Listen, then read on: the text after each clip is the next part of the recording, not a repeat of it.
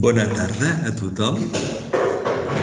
Anem a començar aquesta sessió d'avui, on anem veient els diversos valors, com sabeu, durant el curs. Els diversos valors que tenim en el formulari de Càritas. Ens en queden dos només. Avui veurem el penúltim, que té un títol divertit. Innovació i qualitat. Innovació i qualitat.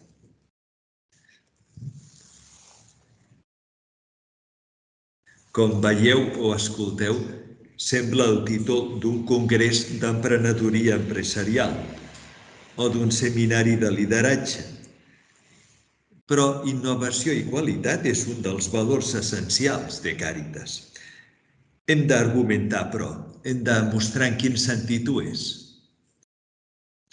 I potser el més fàcil és començar dient què no és i intentar desenmascarar les trampes i ambigüitats freqüents en aquest terreny. Diré moltes coses que la majoria sabeu. L'únic que faré serà articular-les. De fet, avui, el progrés en la innovació, sobretot aplicat al camp de les tecnologies i de les estratègies i gestions de comunicació, és tan fascinant i tan avassagador alhora que hi ha el perill d'anestesiar, d'adormir la nostra capacitat crítica i empassar-nos massa de pressa idees o nocions que demanen prudència i discerniment. Si més no, i per aquí voldria començar, hi ha dues temptacions cada vegada que ens arriba aquesta expressió d'innovació. La primera temptació. La primera temptació és l'enlluernament, és clar.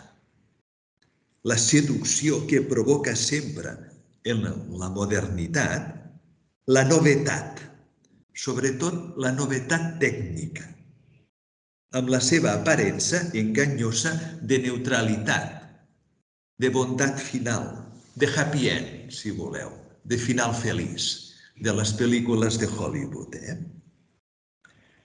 Això va acompanyat d'una altra simplificació, que és la de considerar negativament qualsevol referència a la tradició o a l'autoritat dels antics. És la ingenuïtat d'identificar antic amb antiquat, que no és el mateix, sense adonar-se que hi ha moltes novetats que ja neixen velles, obsoletes, i que en comptes d'alliberar-nos ens esclavitzen. En tot cas, ens innoven en l'esclavatge. Mireu per un forat com juguen els adolescents amb els seus iPads o els seus mòbils enmig d'una classe en la que un pobre professor s'escarrassa no per donar coneixements, sinó simplement per aconseguir atenció, i sabreu de què parlo. Avui tenim prou experiència com per poder afirmar que no tot progrés material o tècnic va acompanyat d'un equivalent progrés moral o espiritual dels homes, sinó a vegades passa tot el contrari. Potser n'hi ha prou en recordar Hiroshima o Nagasaki, o la perfecta organització i gestió racionals de l'Holocaust dels jueus, gitanos i discapacitats pels enginyers nazis, per percebre la seriositat del que estem dient. Però amb tot, aquesta temptació és poderosa i avui assetja totes les ànimes. Ho faciliten molt dos elements també, que acostumen a anar junts, un d'econòmic i un altre d'espiritual. El primer és l'immens negoci que hi ha al darrere de la innovació i l'intent permanent del món econòmic per multiplicar les necessitats supèrflues i el consum a la recerca d'un màxim benefici. A vegades, l'estímul innovador procedeix de la competitivitat militar i política entre països en conflicte, en una cursa armamentística delirant per no quedar-se enrere. D'altres vegades, o potser totes ja, és la mateixa dinàmica pròpia de la tecnologia que porta a innovar contínuament de manera imparable, sense motiu, pel simple fet de les infinites possibilitats que van apareixent en els processos tècnics creatius. Dona de si i és fascinant pel qui s'hi submergeix. Les possibilitats són il·limitades.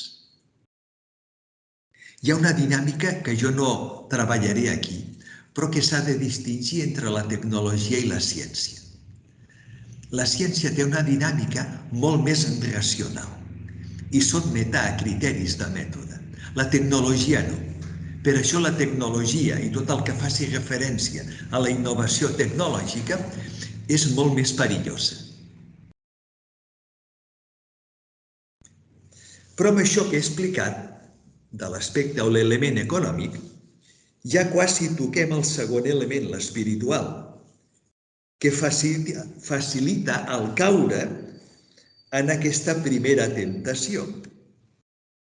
Es tracta del tedi, de l'avorriment, aquesta tristesa malaltissa que assetja perillosament les nostres ànimes avui i que es manifesta en la falta de sentit de l'home contemporani. M'explico una mica més.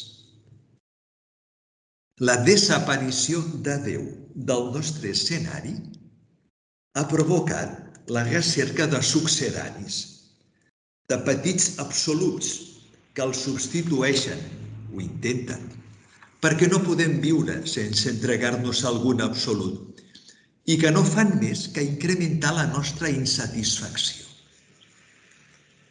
El progrés, la innovació, les noves tecnologies, són alguns d'aquests petits déus, si no vigilem, els que entreguem al cor quan el veritable Déu vivent sembla eclipsat.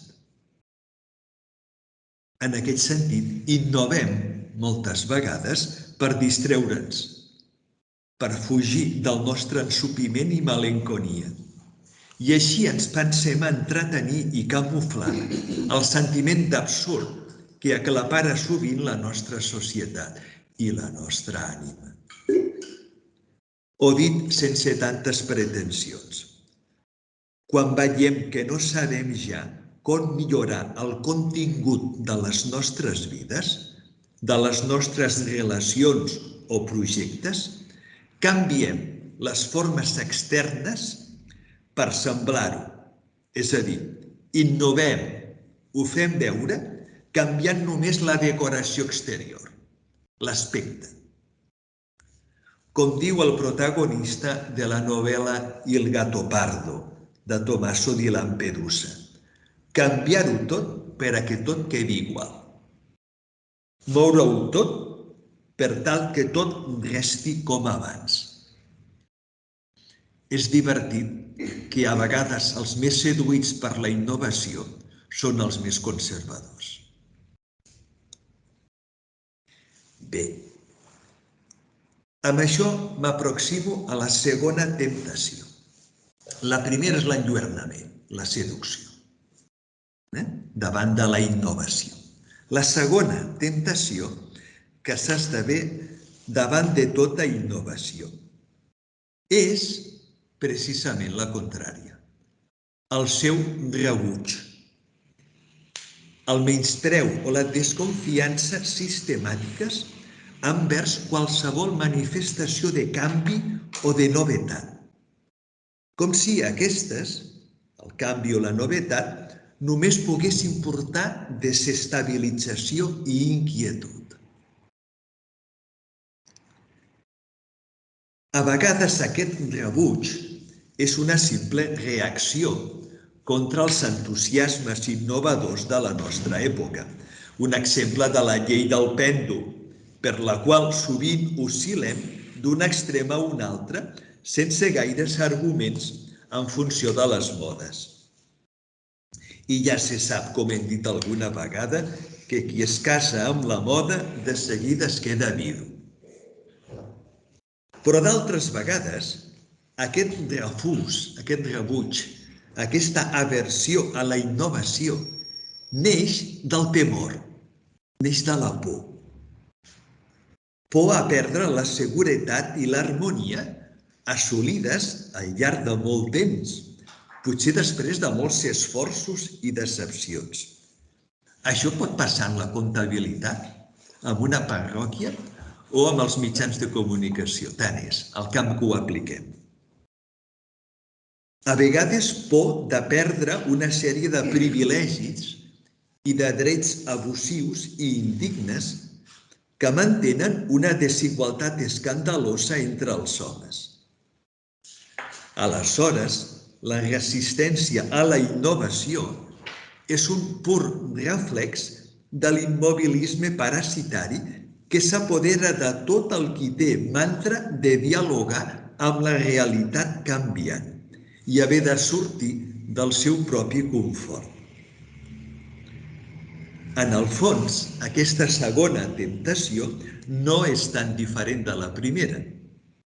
Simplement és el seu oposat i funciona amb els mateixos criteris de prescindir de les necessitats dels altres i d'evitar qualsevol situació d'incertesa i de risc excessius per a nosaltres.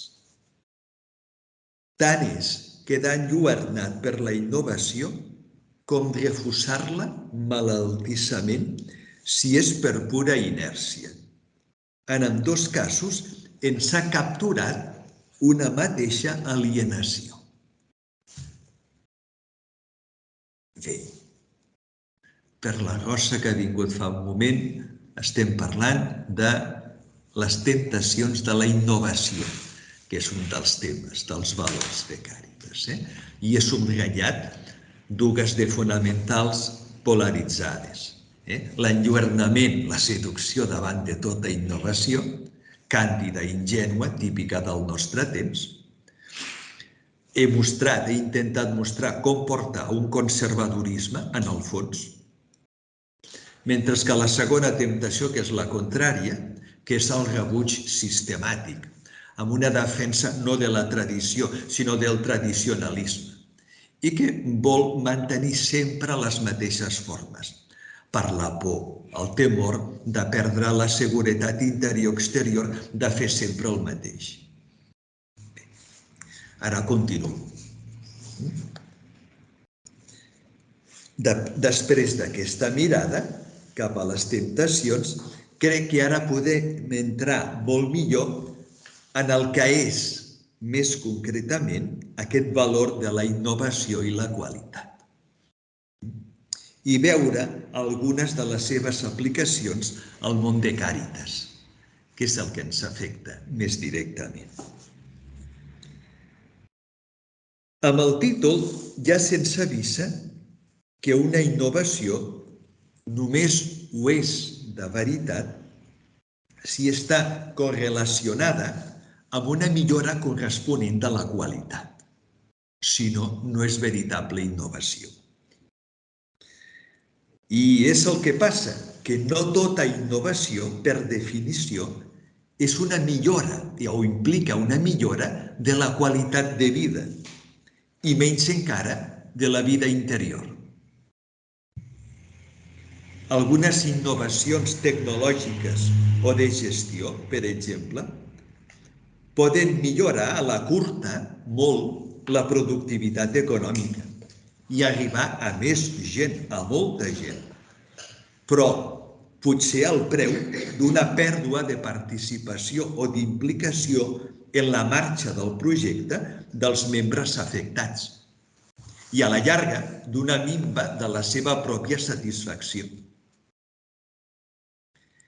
igual que de forma anàloga, certes adequacions a la realitat de cada moment. La frase està en la definició d'innovació i qualitat que tenim en la formulació de Càritas. Adequació a la realitat de cada moment. Això és el que ha de ser una veritable innovació i qualitat. Doncs bé, jo aquí apunto que certes adequacions a la realitat de cada moment no sempre són exemplars.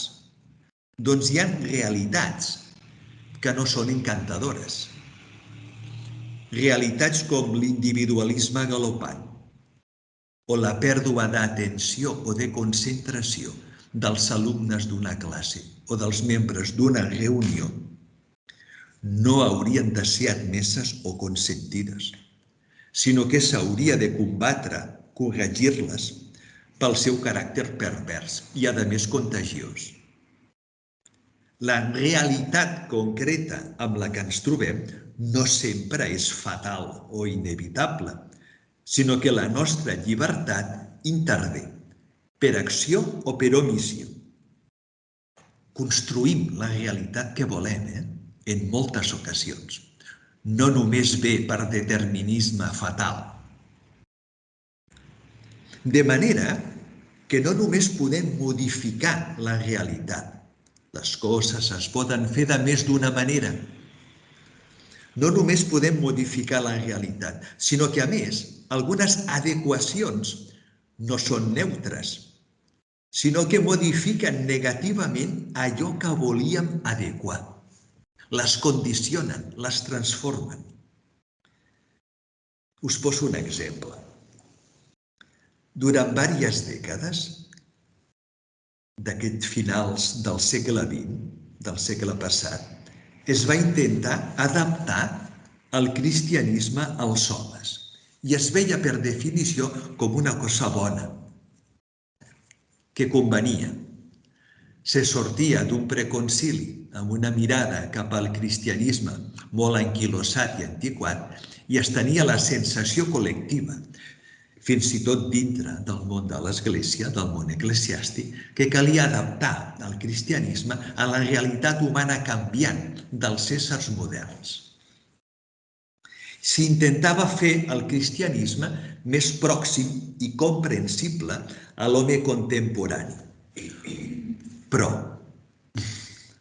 voleu dir que el veritable repte, la veritable innovació, no hauria estat, i és, més aviat adaptar els homes al Crist, que és molt més exigent i menys fàcil. Perquè moltes vegades la realitat humana amb la que ens trobem és molt decebedora i fruit de l'alienació, no precisament de l'emancipació lliure. És la constatació de que, malgrat sigui poc popular dir-ho, el cristianisme no sempre és només un humanisme. No foteu. Estimar els enemics, no em digueu que us surt del cor. No m'ho crec. És el més antihumà que existeix. Per tant, qui redueixi el cristianisme a un simple humanisme està perdut. El convertirà en una filosofia barata més. A vegades, avui, tenim la candidesa de creure que rebaixant l'exigència religiosa o sobrenatural del cristianisme, Jesús és Déu i home a la vegada, no només un homenet encantador. A vegades tenim la candidesa de creure que fent això no es modifica substancialment ni la seva acció concreta ni la seva essència. No és veritat. Convertir la institució de Càritas en una simple ONG, com a vegades s'ha fet, no només falsejaria la seva finalitat cabdal, que és encarar els homes amb el misteri del Crist a través del nostre testimoni indirecte, que és el servei. sinó que, a més, desvirtua els criteris evangèlics de Càritas. Per exemple, que s'hauria de preocupar pels més abandonats i no sempre pels qui li envia l'administració local o pels que li són més còmodes de gestionar en un determinat moment.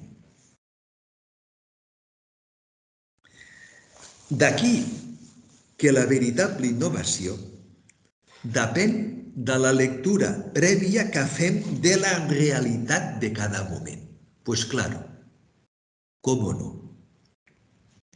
Perquè si la realitat fos la pèrdua de sentit cristià en les accions de Càritas o no facilitar l'encontre amb el Crist dels seus membres, aleshores la innovació que sorgeix és anar a les fonts. Anar a les fonts. Això és innovar. Si volem renovar contínuament Càritas, no n'hi haurà prou amb estar al dia dels protocols burocràtics que ens demana la Generalitat o l'Estat, o amb digitalitzar la informació, que tant de bo puguem fer, sinó que es tracta de posar-se a l'abast del Crist i d'aprofundir en l'Evangeli, en la Sagrada Escriptura i la millor tradició cristiana. És a dir, es tracta de convertir-se. En aquest sentit, innovar és intentar mantenir-se en la presència insostenible del cara a cara amb Déu. Sense aquest renovellament dels fonaments cristians de Càritas, qualsevol intent dels seus membres de modernitzar-se o d'homologar-se professionalment amb els serveis socials civils seria ridícul. I, a més, arribaríem tard. La singularitat de Càritas en aquest àmbit és que entén la innovació com un tractat de viure, pensar i sofrir amb els homes i dones que pateixen del nostre temps com un d'ells. Això sí que és innovar, perquè això no ho fa ningú i no ho farà. Per què? Perquè no surt a compte. A vegades innovar voldrà dir-li al món allò que mai vol sentir. I una d'aquestes coses que sovint no volem sentir és que el més revolucionari acostuma a ser recordar les fonts d'on venim i que ens sostenen. Revitalitzar la tradició fecunda que tenim, aprofitar-la de debò, si no ens volem endurir, esclerotitzar, instal·lar, cremar-nos. La millor innovació en un servei social cristià sempre serà allò en el que ningú pensa. Aprendre a perdonar, estimar els enemics, respondre a una ofensa amb compassió o oferir la possibilitat a algú caigut de tornar a començar.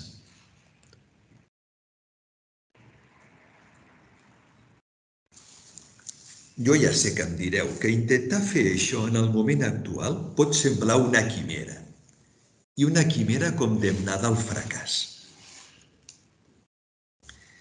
Entre el desconeixement de la vida cristiana que patim molts membres de Càritas i la dramàtica desorientació social general que experimentem en aquest primer quart de segle, ple de guerres, epidèmies, crisis econòmiques, moltes institucions d'avui, també de l'Església, tenen la sensació d'haver quedat desfasades completament, com si els esdeveniments anessin molt més de pressa que elles mateixes, que les institucions, i no sabessin què fer per posar-se al dia. Què carai deu ser estar al dia? Valdria la pena que ens féssim aquesta pregunta de tant en tant. A mi m'agradaria donar una suggerència sobre tot això i sobre l'atmosfera de malestar que cobreix la nostra cultura i la nostra societat d'avui, aprofitant el tema d'aquest mes d'innovació i qualitat.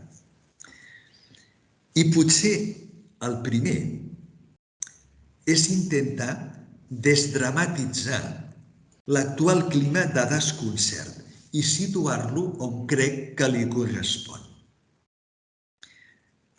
M'explico.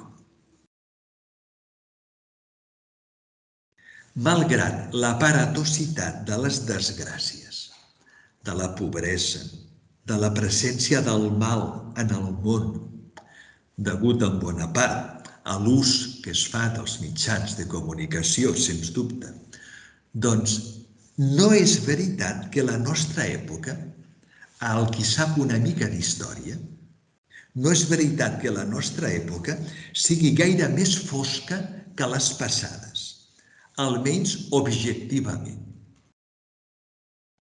El que sí s'esdevé avui és la incapacitat subjectiva de la majoria dels homes de fer front a qualsevol mena d'adversitat, per petita que sigui, que en canvi, durant les èpoques anteriors, era més assumit. El sentiment de fragilitat interior és tan gran que dificultats insignificants que abans podien passar gairebé desapercebudes es converteixen ara en gravíssims problemes psicològics, individuals i socials, que poden trencar l'estructura ja feble de les persones, desvertebrar-les i enfonsar-les fàcilment. Un bon exercici comparatiu seria contemplar la capacitat d'assimilació de la sofrença i de les violacions d'alguns dels centreafricans que ens arriben aquests anys, al costat de la vulnerabilitat dels joves i no tan joves del nostre país, on un desengany amorós, un examen suspès o unes vacances perdudes poden portar-los a l'abisme del suïcidi. Què carai ha passat? Una de les paradoxes d'avui és que l'emancipació de l'home modern respecte a Déu i a tot el transcendent, en comptes de portar-lo, es pensava ingènuament, cap a la llibertat i l'empoderament, no fa més que alienar-lo i deixar-lo cada cop més indefens davant dels contratemps ordinaris de la vida. No té defenses, no té capacitat de resposta. Per això no és estrany que creixi desproporcionadament el sentiment de desvaliment de l'home occidental davant l'imprevist o de qualsevol element irracional que ens assetja o ens posa en perill.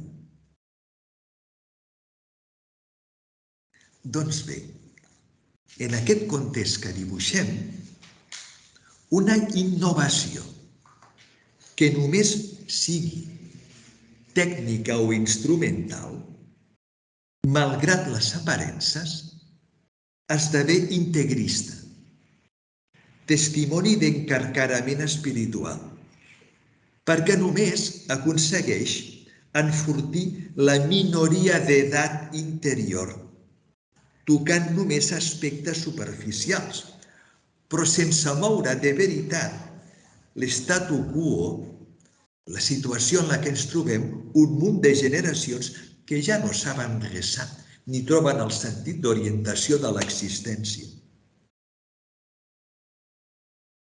Una veritable innovació només ho és si enriqueix la vida interior, si no és pura comèdia. No n'hi ha prou que doni més temps per a fer més coses, perquè els éssers humans dedicaran aquest plus de temps simplement a incrementar el seu avorriment o el seu consum, que tant és. Una innovació autèntica busca elevar l'ànima. I la qualitat és de caràcter espiritual o no ho és? Una innovació autèntica busca ajudar l'ànima a descobrir en ella mateixa nous relleus, nous registres de creixent densitat, per tal de sortir de l'esclavatge ambiental, sortir d'ella mateixa, on sovint està postrada, i potser per culpa de les falses innovacions que ens havien comprat l'esperit. Diguem-ho de nou, la veritable innovació és configurar-se a l'home nou que és el Crist. Aquesta és la mirada que té Càritas sobre la innovació. Qualsevol innovació que no ens faci més semblants al Crist no mereixeria aquest nom dins de Càritas. I evidentment que aquí es poden recuperar totes les digitalitzacions i estratègies de gestió que calguin. No hi ha problema. Mentre m'ajudin a semblar-me més a Jesús. Innovar és néixer de nou, néixer de dalt, néixer de Déu. Aproximar-nos a viure la novetat cristiana de l'Evangeli de Jesús, com a éssers nous, transfigurats, deixeu-me dir la paraula pasqual, ressuscitats. És clar que això Càritas ho intenta fer no amb predicacions orals o discursives explícites, doctores ya tiene la Iglesia, sinó amb el testimoni de les pròpies vides, del servei dels seus membres. La condició primordial per a innovar a Càritas hauria de ser nosaltres prèviament nous. Només un ésser nou pot innovar. Si volem convidar als altres i a les persones que tractem a una innovació radical, haurem de ser molt exigents amb nosaltres mateixos, en el sentit de practicar allò que afirmem de paraula. Amb consciència, a més, que el món no té ganes de saber-ho, malgrat ho necessita per a viure. D'aquí que el membre de Càritas haurà de buscar un delicat equilibri d'inculturació, és a dir, penetrar en el món sense deixar-se assimilar per ell, pel món. Penetrar en el món sense deixar-se assimilar pel món. És allò de la carta a Diognet. Esteu en el món sense ser del món. Submergir-se en el món que servim, coneixent-lo i estimant-lo, apropant-nos-hi amb respecte i pudor als valors que hi trobem i, a la vegada, no abans ni després, mostrant amb la nostra vida que aquests valors que anem trobant assoleixen realment la seva plenitud quan es deixen corregir i purificar per la novetat del Crist. Quin diable ens haurà enganyat per renunciar sovint a la correcció fraterna i a la bona crítica a la nostra època. Potser aquesta renúncia a la correcció fraterna està a la base de la desestructuració de la personalitat dels nostres nens, dels nostres joves que van creixent. I potser està a la base de la incapacitat de construir-se en la maduresa i el coneixement de si mateix. La gent no es coneix. Com podem anar a innovar res si no sabem el contingut previ del que hem de canviar, que som nosaltres mateixos? Els membres de Càritas només serem font d'innovació si coneixem i vivim amb naturalitat la nostra identitat cristiana. Aleshores podem ser en el món com el llevat dins la pasta, com el llevat que fermenta tota la pasta, sense obligar-li a res, sinó simplement contagiant allò que ens entusiasma i dona sentit a les nostres vides.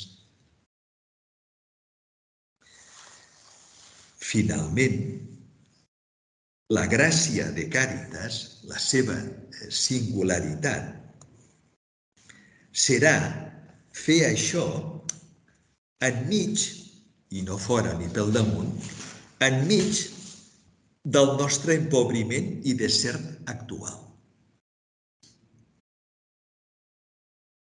Perquè nosaltres estem molt empobrits humanament. I el nostre ambient no és d'oasi ni de paradís, sinó sovint de desert. No ens enganyem, ho ha sigut així des de fa uns quants milions d'anys.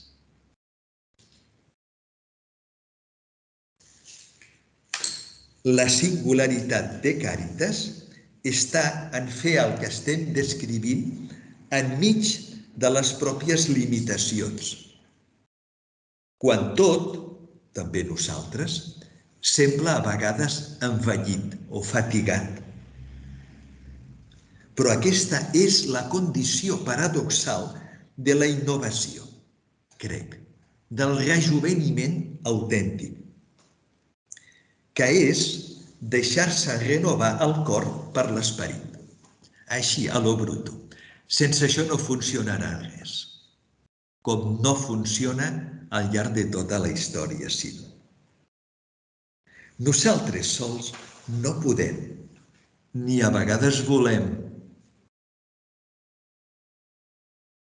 Ens resistim a la profunda innovació. I com que no ens atrevim a convertir-nos i a innovar espiritualment dintre nostra, busquem innovacions externes que ens enganyin o dissimulin la nostra malícia. La innovació és permetre que l'home nou, que és el Crist, vagi prenent possessió de nosaltres.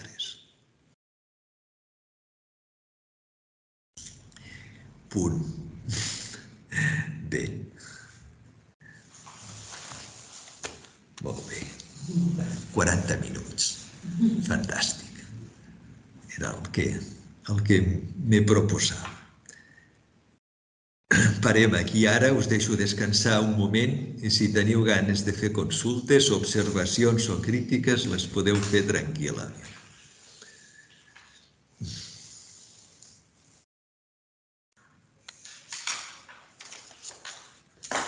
Has parlat que a Càritas això s'ha d'intentar viure des del testimoni de les persones, dels agents de Càritas, siguin professionals, siguin voluntaris, tot Càritas, no? Des del testimoni a través del servei. Podries posar algun exemple d'aquest deixar-se renovar el cor per l'esperit, d'aquest rejoveniment autèntic del que parles, des d'algun exercici a Càritas, pensant en persones que escolten? Bé, jo penso que qualsevol de vosaltres ne pot trobar una infinitat d'exemples d'aquest estil. Sí, cadascú amb l'àmbit amb el que es troba, de tot això. Fixeu-vos, per posar un exemple superficial, una reunió de preparació d'aquests que fem amb la Mercè, a vegades, de voluntariat, per exemple, o de formació. Una reunió d'això. Quina és la veritable innovació? No només aprendre a escoltar l'altre i no tallar-lo quan parla. Això seria una gran innovació. entre nosaltres, perquè no en sabem de parlar escoltant a la gent, no? Doncs una veritable innovació és el respecte sagrat a la paraula de l'altre. Permetre que parli, que s'expressi, escoltar-lo, per exemple. Sinó que això, a més d'això, imagineu-vos, per exemple, el temps a què el dediquem. Les tasques d'acció social, per exemple, es mengen molt temps. Jo ja sé que hi ha una dimensió afectiva humana molt poderosa a la nostra tasca, a la nostra feina, com o no? Però, a l'intentar ser més austers en el temps que dediquem a les formacions, a les reunions, que les reunions fossin molt més travades, que la gestió sigui molt més ben portada, això no és una qüestió tècnica només. És un deure de responsabilitat. Per què? Perquè cal fer altres coses amb la gent després. Nosaltres diem amb el llenguatge habitual de la preparació de sermons, els que ens dediquem a predicar, per exemple, una preparació demana normalment 3 vegades més que l'explicació. Hi ha gent que hi dedica -4, ja ho sé, i hi ha gent que hi dedica 15. Però una bona explicitació demanaria 3 vegades més que el temps d'un sermó. Si un sermó dura 10 minuts, la preparació hauria de ser 30, com a mínim, per exemple. Però no hauria de ser massa més, per exemple.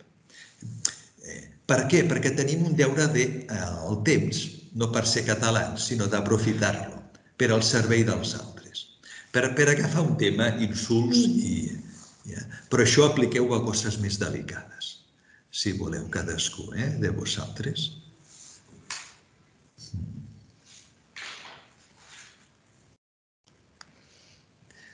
Recordeu, els que sou de la meva quinta, amb els anys 70, 80, era un ideal per a moltes persones activistes tenir l'agenda plena. Quina ingenuïtat! Com si un tingués la sensació, al tenir l'agenda plena, de que fa més coses. Quina tonteria! Normalment els que més penquen i treballen no es nota. Més aviat semblen una miqueta vagos.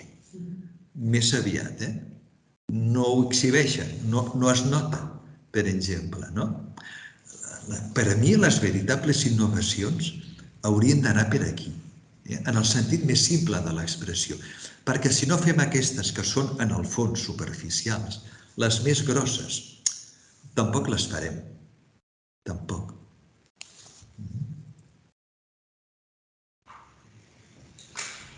Una cosa que ha dit que s'ha de distingir entre tecnologia i ciència. Ella ha dit que la tecnologia és molt més perillosa. Per què? Sí. Perquè saps què passa? Que la bona ciència, la ciència també és perillosa, evidentment, però la tecnologia és l'ús aplicatiu de la ciència, en el llenguatge habitual que es fa servir. Ja ho sé que la gent ho barreja, però s'ha de distingir entre ciència i tecnologia. No hi ha res neutral, ni la ciència ni la tecnologia. De manera que si alguna vegada heu llegit les reflexions tristes d'Albert Einstein a la postguerra per haver facilitat la descoberta de la bomba atòmica, gràcies a ell i a altres, es va tirar endavant els projectes, no? En aquell moment. Ells ho van fer-ho per motivacions, sobretot polítiques, en aquell instant, per evitar que els nazis la descobrissin abans. Estrictament per això. Ho van facilitar-ho, no? Però fixa't-hi que científics com Einstein, Oppenheimer, tots els que van dirigir a Los Alamos la producció de la bomba atòmica, tenien consciència que ells feien una ciència que no era neutral i que podia ser usada o emprada cap a finalitats bèl·liques destructives. Molts d'ells eren partidaris de que s'havia de tenir una política industrial o una política científica amb unes regles molt ben definides. Això era molt ingenu. La política científica dels països habitualment és paper mullat en els anys 40 del segle passat i actualment. Heu vist com instal·len bombes antipersonals, per exemple, a la guerra d'Ucrània, per exemple, estan prohibides des de fa més de 50 anys. I, a més, estan firmades per bona part dels països del món. Per cert que Espanya érem dels que més produïem bombes antipersonals, als anys 70 i 80, nosaltres. És a dir, què passa, penso jo? Que la ciència té la qualitat de que almenys té una estructura interna que al mètode científic li dona una certa autoregulació, la ciència. La tecnologia, el perill que té què és? Al ser l'aplicació simple dels avenços científics que es van rebent, per dir-ho en paraula exacta, té una dinàmica pròpia la tecnologia. La tècnica té vida pròpia. Tu la saps quan la comences, però no quan la controles i l'acabes. Té vida pròpia per ella mateixa. De manera que iniciar el procés tecnològic no és tan fàcil aturar-lo després. No és tan fàcil. Amb les qüestions biològiques ens passa el mateix. Per exemple, el canvi climàtic que portem des de fa dècades és evident que ha facilitat i facilitarà l'aparició de virus perillosos tipus Covid en els propers anys.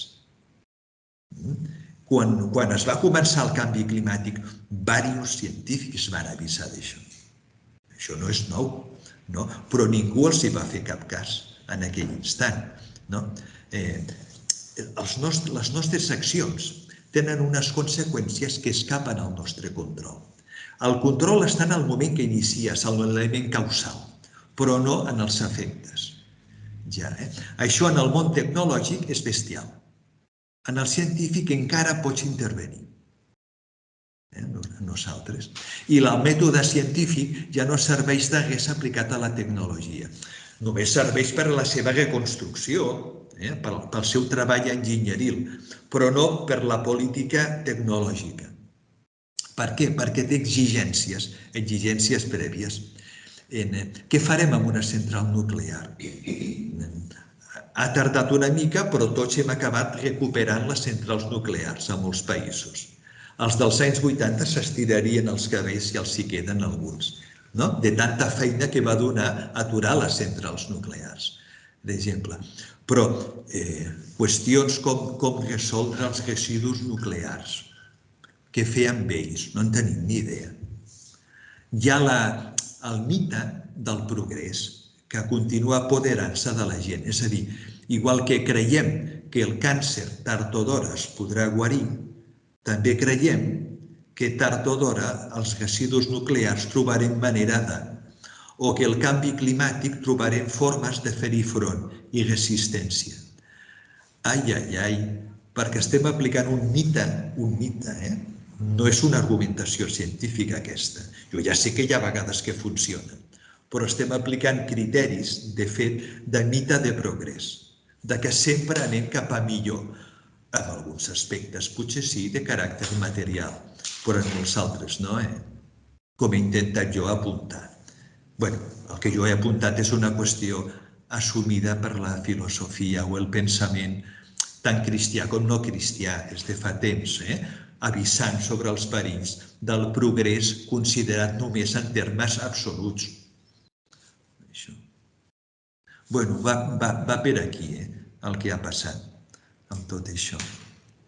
Jo tinc formació de ciències i jo tendeixo a valorar molt l'aspecte científic. En canvi, el tecnològic soc molt més prudent, per exemple. És a dir, jo estic convençut que avui el que fa falta és més bona ciència. Justament, haurien de saber molta més lògica, la majoria de la gent, i fer servir argumentacions serioses a les converses, a les reunions, que no ho fem. Normalment l'element afectiu, sentimental, s'apodera de les dinàmiques i és molt difícil llavors intervenir. Per què? Perquè el debat no és d'arguments racionals, moltes vegades, sinó d'intuïcions, instints, alguna rabieta, amb tot això. Necessitaríem una dimensió científica molt més poderosa en la formació dels adolescents. Contra el que la gent diu, la ciència no està gens contra Déu. Al contrari, jo crec que d'aquí uns anys els únics que defensarem la raó serem els catòlics i els cristians, perquè l'esoterisme irracional s'ho està menjant tot. Vaja, ara m'ha sortit això, però no m'escolteu gaire. Sí. Alguna cosa més? Que tinc una reunió de catequistes d'aquí una estona. Vinga.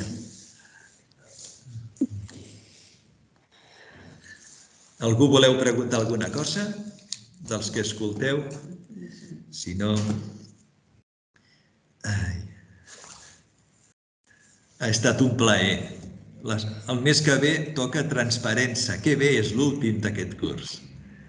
Però sí, tocarà la transparència i és un tema que m'agrada, també. Sí. Com veieu amb el d'avui, l'he agafat per fer un salt mortal, el de la innovació i qualitat. Però, vaja, ja és. Crec que era el convenient, el que li tocava al tema. Sí, sí. Molt bé. Molt bé, doncs gràcies a tots per la vostra assistència. Fins una altra ocasió, si Déu vol. Bona tarda. Bona tarda.